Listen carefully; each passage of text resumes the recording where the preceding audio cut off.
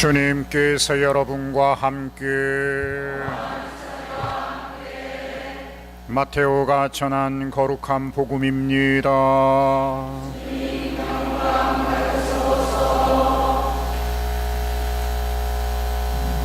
그 무렵 예수님께서 베드로와 야고보와 그의 동생 요한만 따로 데리고 높은 산에 오르셨다.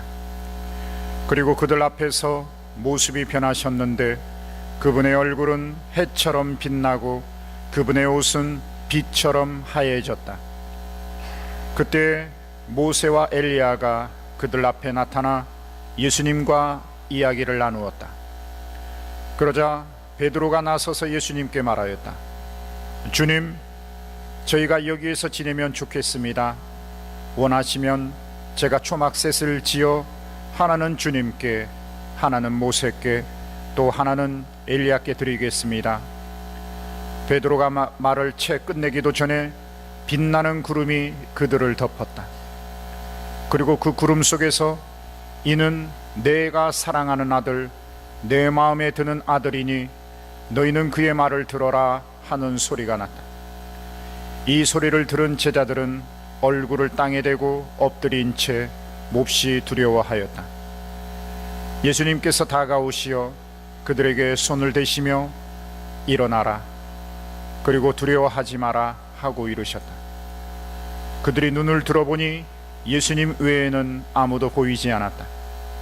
그들이 산에서 내려올 때에 예수님께서는 그들에게 사람의 아들이 죽은 이들 가운데서 되살아날 때까지 지금 본 것을 아무에게도 말하지 마라 하고 명령하셨다.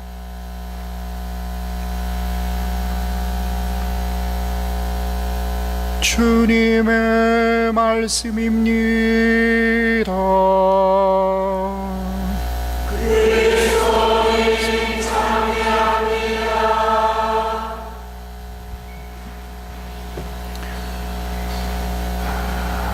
참 예수님, 오늘 무슨 축일이죠? 또 아웅아웅아웅입니까? 예전에는 현성용이라고 했죠. 우리는 좀 엘리트 근성이 있나 봐요. 좀 꼭 중요한 단어를 한자어로 표현해서 함축적으로 딱 표현해버리는 현성용. 참 이게 무슨, 저도 현씨입니다만 누구 현씨 괜당 아니랄까봐 그런 거 하는데, 그걸 풀어서 이제는 거룩한 변모, 즉 나타날 현, 거룩할 성, 뭐 용모할 때 용, 거룩하게 거룩한 모습으로 변화돼서 나타나셨다. 이걸 한자로 현성용, 뭐 이제는 축일이라고 했는데 거룩한 변모 축일입니다. 이제 예루살렘에 들어가면 예수님은 곧바로 물론 설교도 하고 병자도 치유하고 기적의 권능을 드러내시지만 곧바로 권력자들에게 잡혀서 이제 문매를 맞고 십자가에 처형당할 그 예루살렘 들어가기 직전에 가장 사랑하는 제자 베드로와 야고보와 요한만을 데리고 타볼산이라는 높은 산에 오르시죠. 근데 기도하시는데 갑자기 뭔가 예수님의 복장이 달라지고 광채가 나면서 예수님뿐만 아니라 구약의 율법의 상징인 모세와 또 예언자의 상징인 엘리야가 함께 나타나서 삼자 회동을 하는 거예요. 그리고 예수님이 앞으로 예루살렘에서 이루실 정말 하느님의 영광을 위해서 그 마셔야 될 고난의 잔, 십자가의 그거에 대한 말씀을 나누시죠. 근데 그 내용은 둘째치고 그 거룩한 변화된 그 세 분의 찬란한 모습에 베드로가 감동을 받아서 무슨 말을 하는지도 모르고 그냥 주님, 제가 초막 셋을 지어서 하나는 주님께, 하나는 모세께, 하나는 엘리야께 드리겠습니다. 우리 여기서 영원히 삽시다. 그 천상신비, 그 찬란한 그 빛과 그 황홀한 그 분위기에 매료돼 가지고 영원히 여기서 살고 싶은, 사실은 이제 예루살렘에 들어가면 믿었던 메시아라고 기대했던 구세주는 철저하게 잡혀서 맞고 철저하게 무기력하게 죽을 건데, 이런 십자가에 처형당하시던 이 예수님이 정확히 누군지 기억하여라. 능력이 없어서,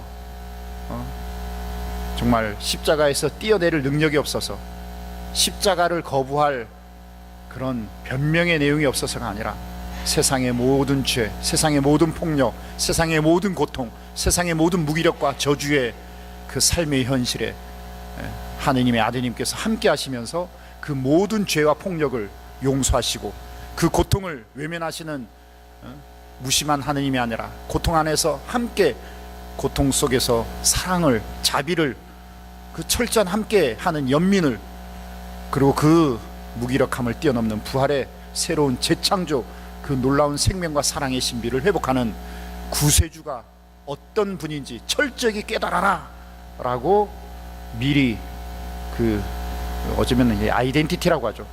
신원과 정체에 대해서 확실한 찬란한 영광을 미리 맛보여주고 그 고난을 담대하게 정말 걸어가고, 또 주님이 없는 상황에서 가장 사랑하는 제자들이 주님의 부활의 증거자가 되고 하나님의 아드님의 증거자가 되라고 미리 본을 보여주시는 거죠.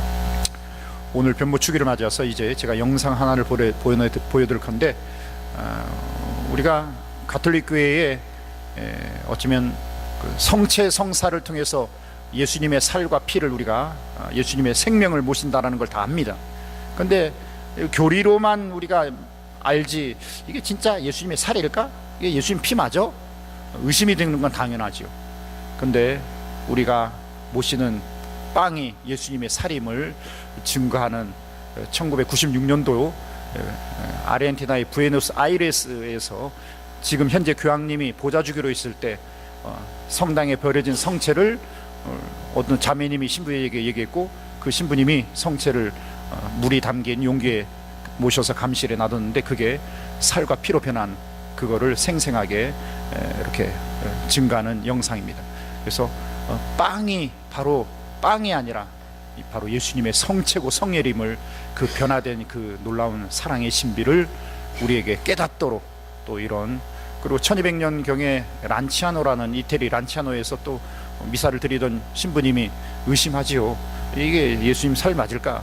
근데 의심이 계기가 되어서 살과 피로 변화되는 란치아노 기적과 1996년도 이 기적이 하나로 중동의 사람이다라는 입증까지 되는 영상입니다. 한번 보시면서 우리의 그냥 그러려니 하는 매너리즘의 그런 신앙에 바로 살아있는 성체이심을, 변화된 주님이심을 믿게 하는 그런 영상 한번 보면서 우리의 신앙의 재정립을 해줬으면 좋겠습니다.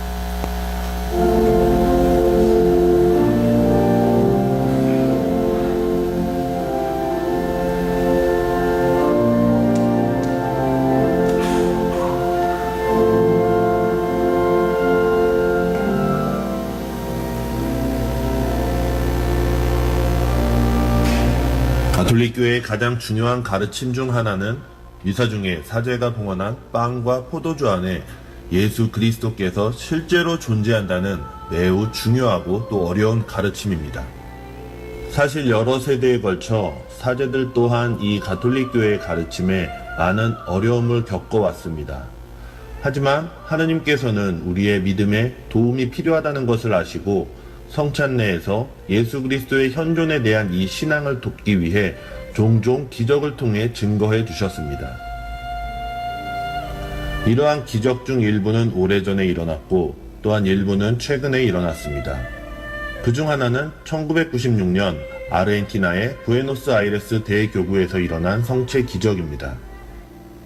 당시 이곳의 보좌주교는 호르헤 마리오 베르골리오 주교로 지금은 프란치스코 교황이 되셨죠.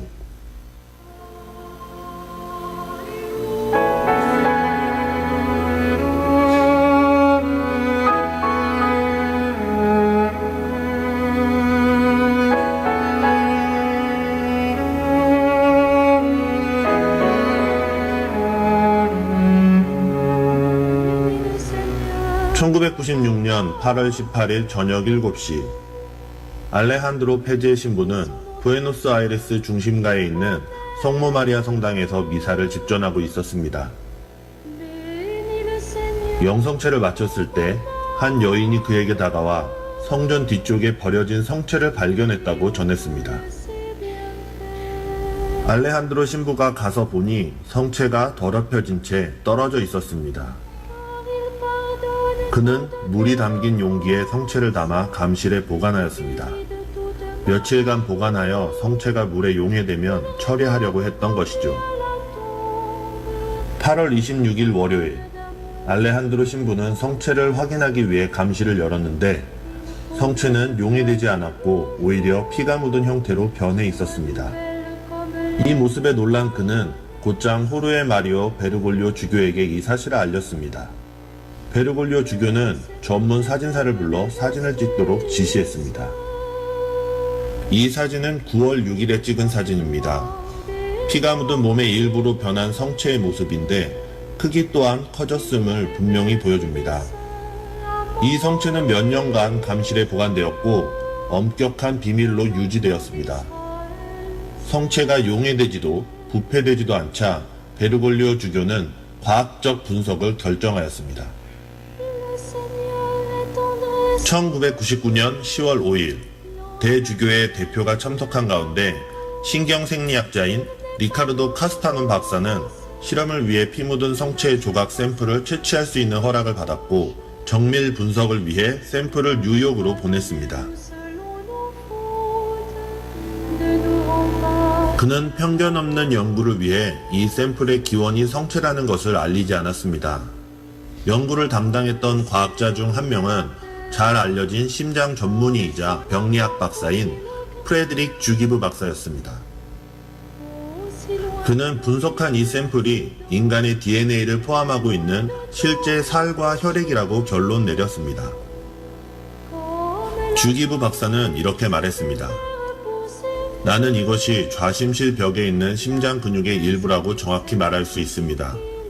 이 근육은 심장 박동과 신체의 모든 부위에 혈액을 공급하는 역할을 하는 근육입니다. 이 조직의 백혈구를 통해 염증이 침투한 것을 볼 수 있으며 그것은 두 가지를 말해줍니다. 첫 번째, 이 표본을 채취한 순간 심장이 살아있었다는 것입니다. 왜냐하면 백혈구는 살아있는 유기체의 외부에서 죽기 때문입니다. 두 번째, 이 심장은 심한 스트레스와 고통을 겪었다는 것입니다. 백혈구는 부상을 치료하기 위해 움직이기 때문입니다. 이것은 가슴을 맞은 환자들에게서 볼 수 있는 현상입니다.